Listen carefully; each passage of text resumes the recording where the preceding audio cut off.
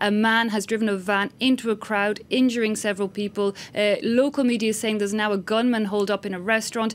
It looks like a repeat, sadly, of, a multitude of similar attacks we've had across the EU in the last year or so. The EU as a whole still incredibly vulnerable to these kind of attacks. Oh yes, very much so. The EU as a whole, the European countries or Western countries as a whole, are a very good target for criminals and of course for terrorists of all kinds actually. And this kind of terrorist attack, if it is indeed a terrorist attack, is very, very easy to carry out. It has been carried out with people with a lot of preparation, a lot of attention to detail. For example, in Nice last year on Bastille Day 2016, and it has been used as a last resort or as a spur of the moment kind of modus operandi. For example, last week in Charlottesville in the USA. So that's something that is very easy to carry out. All you need, of course, is a car and a motivation. It has happened all over Europe, in Stockholm, in Berlin, in London, of course, Nice, and it can be absolutely from any kind of cause or a kind of terrorist.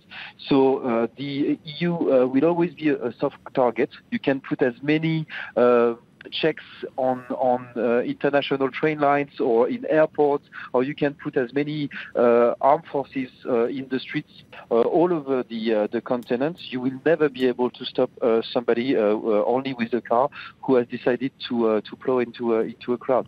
So then the question is, what indeed can be done? I mean, here in France, after the attacks in 2015, Operation Sentinelle, a Sentinel operation was put in place. It brought some 10,000 combat troops onto the streets. Yes. If that's not the answer, what can be done?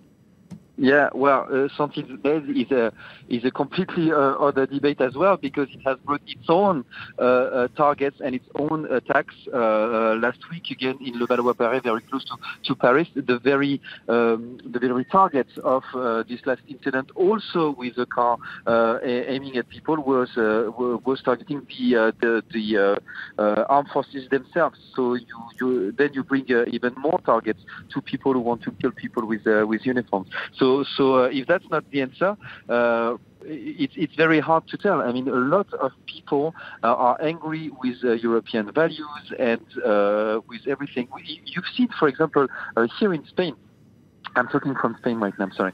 Here in Spain, the whole summer has been dotted with demonstrations against tourists. And you can imagine that people get angry in Las Ramblas, which in Barcelona is the main thoroughfare that every tourist is bound to go to between